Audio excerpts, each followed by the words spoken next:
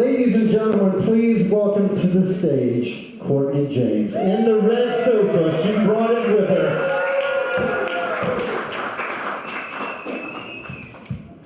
Hello, Bush. Hello, everybody tonight. Make some noise. Very good. It's a wonderful Saturday evening, and I am very happy to be here. I'm in a much better mood than I was a couple of days ago, I must say. I was in quite a state. You see, I had no motivation. I could barely get out of bed. This is not a Zoloft commercial, okay? But I was in quite a state of depression. And it was one of those times where I, couldn't really work up enough to do anything. But I did manage to work up enough energy to go to the grocery store, because after all, I am very food motivated. That is something that I have in common with the family dog, which is something you'll learn about just in a little bit. So I made it to the store, I get out, and of course I'm in a state of depression, and typically I walk very fast, from point A to point B in no time. But because I was in such a state and very sullen, I was walking very slowly, and I look up and I see this Buick that's coming in front of me, and he had his turn signal on, and yes, I was blocking the handicap parking spot, and I look up and I'm squinting because I can't really see that well anymore, and it looks like Mr. Roger from Mr. Rogers' Neighborhood. You know who that is, Mr. Roger? Yes. Yeah, he was a guy with a wonderful sweater vest and puppets and did a lot of things with children, I guess. I'm not really sure. So I don't think so, right? I think he's good. So I was like, oh gosh, Mr. Roger, is he gonna hit on me? Not again. After all, I do live in a retirement community. I live in Williamsburg, Virginia. Have you guys ever been there? Yeah, let's give it up for Colonial Williamsburg, very colonial place, a very colonial time. So he rolls his window down and he says, "Go ahead, take your time, I'm retired."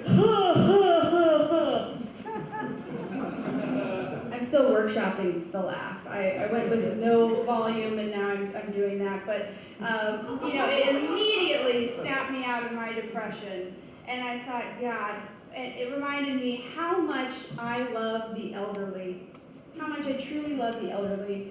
And you see, the reason why I love the elderly so much is because I was raised by a pack of wild elderly folk at the Hardees up the road. Yes. You might be asking yourself, how did I end up at the home of made-from-scratch biscuits and hand-breaded chicken tenders? Well, I'll tell you. I grew up with my grandparents, Nima and Dee Dee. And Nima and Dee Dee love parties. Yes, they love parties.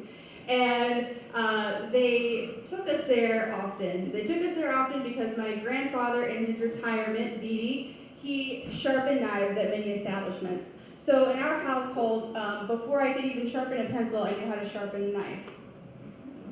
Yeah, wow. Oh my God. I feel like, oh, wow. Your childhood, well, it gets better. So I was able to sharpen knives, and my grandfather had a very entrepreneurial spirit. He had to, because he had a very hard life. His parents abandoned him when he was 12, and if you ask any of my relatives about it, because we're from the South, they say, oh yeah, Dee Dee, he just lost touch with his family in a very nice way, and I'm like, yeah, I don't know about that. It doesn't sound quite right. It doesn't seem like that's quite what happened here. But anyways, he went to a school for boys in the Blue Ridge Mountains, and when it came tradition to lie about his age to join the war, he did. And so he went to World War II, and he didn't smoke or drink, so he sold his cigarette rations to the soldiers and then saved a bunch of money. So he's an incredible guy. And this is how we ended up at the Hardees.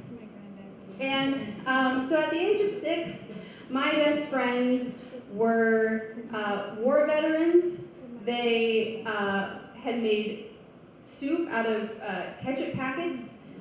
They had mortgages, been married, divorced, married again, and of course had hypertension. So these were my besties. These Hardee's homies were my besties.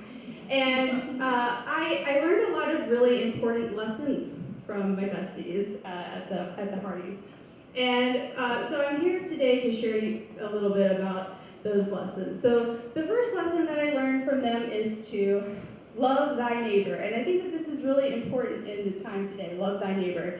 So my grandma loved everyone. She was truly a people person. And she even had a lot of love for animals. And she often would have a handful of Captain Crunch for the neighbor's dog, which was a 100-pound German Shepherd, that we also called Captain Crunch. And she would go right up to that 100-pound German Shepherd and put her hand right in that fence and feed that dog. If that isn't some white woman shit, I don't know what is. But I learned to love everyone and to share and have kindness, okay? We need that right now. And then the second lesson that I learned from my grandpa, mostly Dee Dee, is to save. I took that lesson quite literally because when I was 7, I ate a penny. It was the original Bitcoin. And I, of course, my parents had to sift through my withdrawals for a week, but I passed it. So he taught me to save, and actually when he passed, they found an exorbitant amount of cash underneath his mattress, which of course had not been consumed previously. It was just fresh cash. And so spending and saving your money is a political act, and I can't think of a better protest than to shit out $1 on Elon Musk's chest. Oh my God! Sick! Girl, you're nasty. She's over here mouthing chest. I'm like, okay, I don't know what kind of freaky shit you're in, but oh yeah, exactly. And then the third lesson is, of course, to do new things and to do things in new ways. And of course, for Mima and Dee Dee, the novelty of doing new things was often because they forgot how they did them. But they were also very open to suggestions.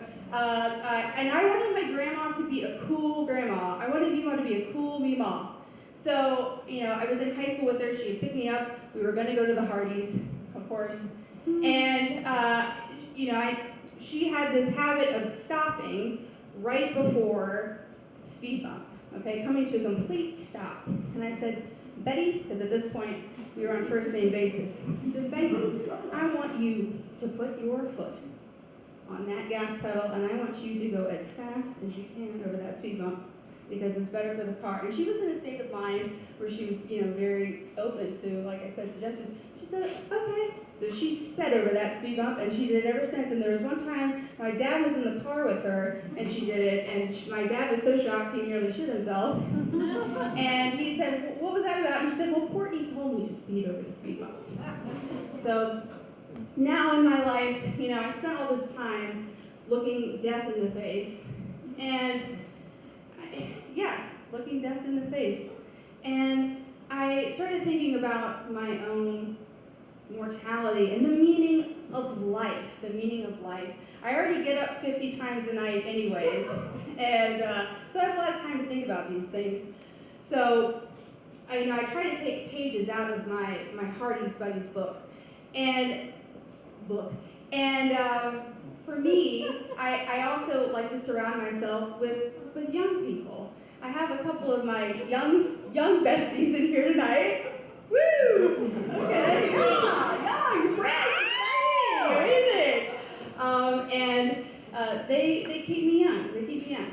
And to give you a point of reference, one of them their point of reference for Hurricane Katrina is the song, "Here comes the hurricane, bitch.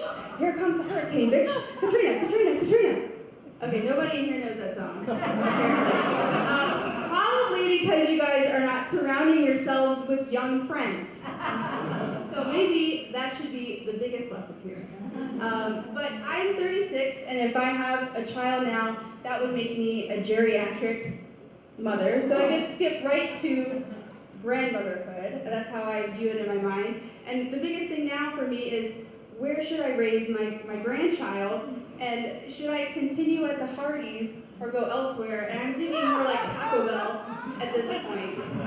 So those are my 2 cents.